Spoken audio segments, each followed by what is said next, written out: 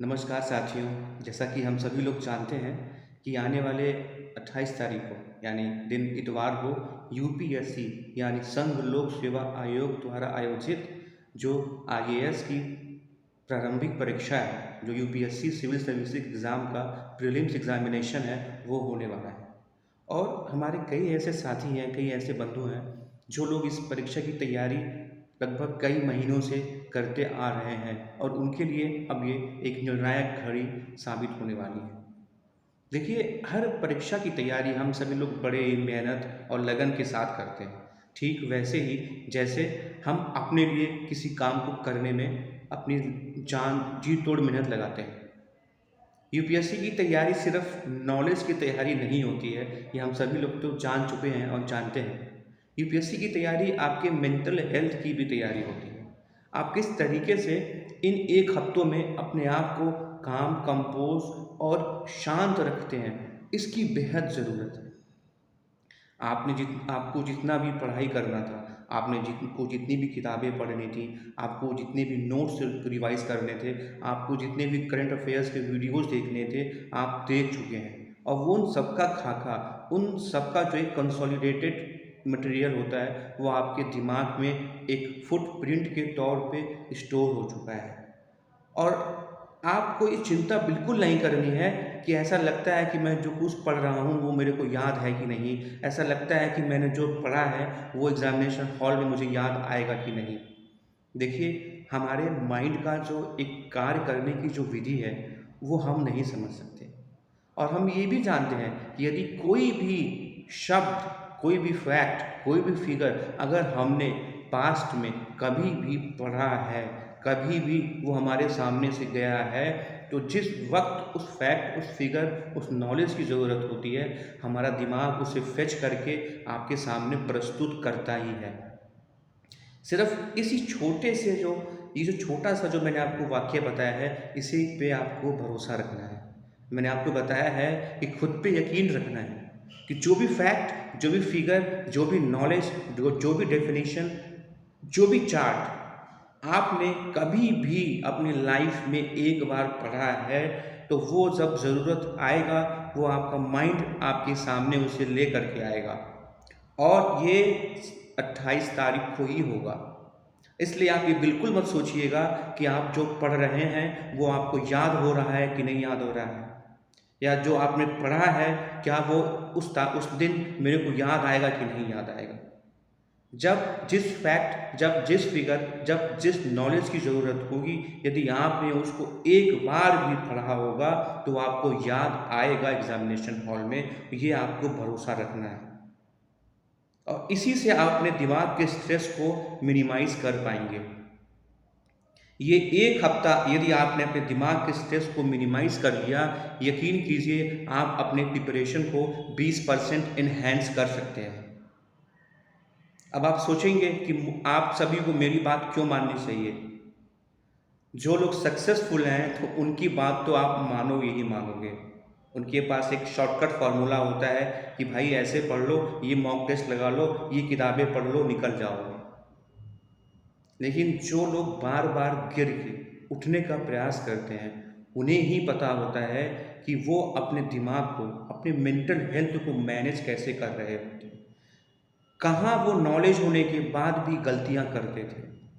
तो मैं आपसे यही कहूँगा, अगर आपको थोड़ा सा भी यकीन होगा, तो मैं अपनी गलतियों से आपको बता रहा हूँ कि आपके पास नॉलेज बहुत है, आपको अगर उसको सही तरीके से अप्लाई करने नहीं आता तो आपका पूरा नॉलेज व्यर्थ है।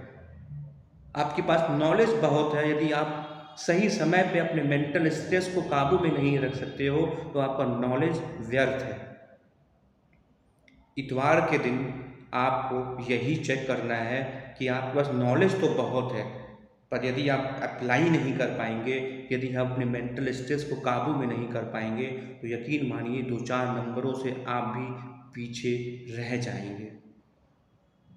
साथियों, ये एक हफ्ता आपके लिए बहुत क्रूशियल है। मैं आपको कुछ चीज़ें बताने वाला हूँ और इस पे यकीन कीजिएगा। भले ही मॉक टेस्ट में आप अच्छा परफॉर्म नहीं कर पाए हो, भले ही मॉक टेस्ट में आपके मार्क्स एवरेज से भी कम रहे हो, पर एक चीज़ याद रखिए, आपने हिम्मत किया था। आपने मॉक टेस्ट देने का हिम्मत किया था। और जो लोग हिम्मत करते हैं उनकी हार बहुत मुश्किल से होती है। जो लोग हिम्मत करते हैं ना, उनकी हार बहुत मुश्किल से होती है।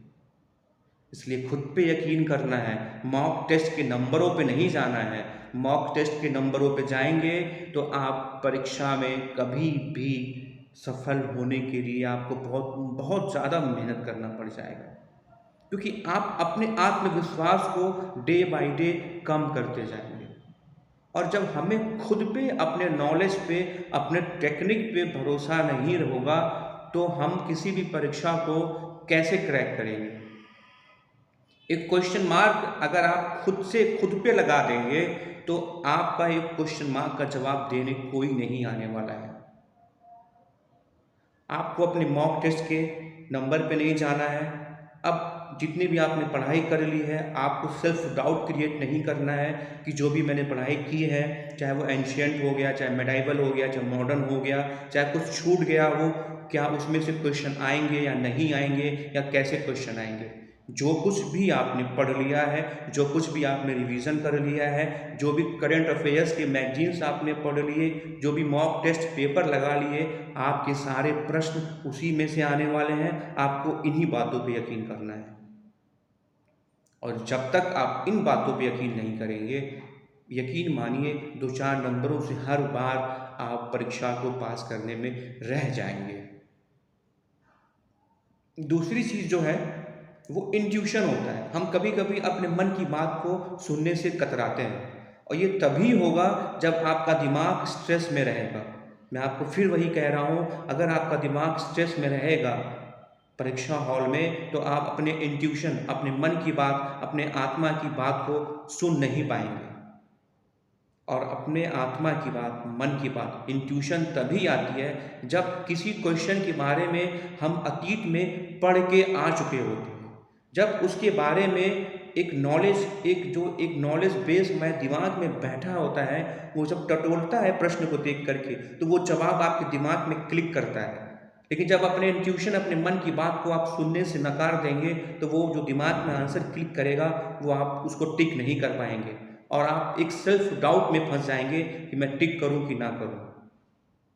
मैं आपको फिर वही कहूँगा, आप सभी लोग जानते हैं कि जब परीक्षा दे करके आप बाहर निकलते हैं तो आपको 4-5 क्वेश्चंस ऐसे लगते हैं कि यार इसका जवाब तो मुझे आता था, इसका जवाब तो मुझे पता था, पर इसका जवाब मैंने टिक नहीं किया।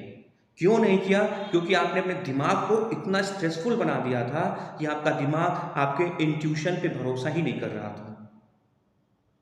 आपको अपने इंट्यूशंस पे भरोसा करना है, आपको अपने दिमाग पे भरोसा करना है। यकीन मानिए, ऐसा कोई भी ऑप्शन यूपीएससी नहीं देता है जिसके बारे में आपको ए बी सी कुछ पता ना हो। चारों ऑप्शन में से आपको एक ऑप्शन तो ऐसा देगा कि जिसके बारे में आपका दिमाग कहेगा हाँ यार ये आंसर हो सकता है। तो खुद पे यकीन करिएगा, खुद पे भरोसा कीजिएगा। स्ट्रेस मैनेजमेंट करना है, ये इस एक हफ्ते में आपको बस यही सोचना है कि अपने दिमाग को शांत कैसे रखा जाए।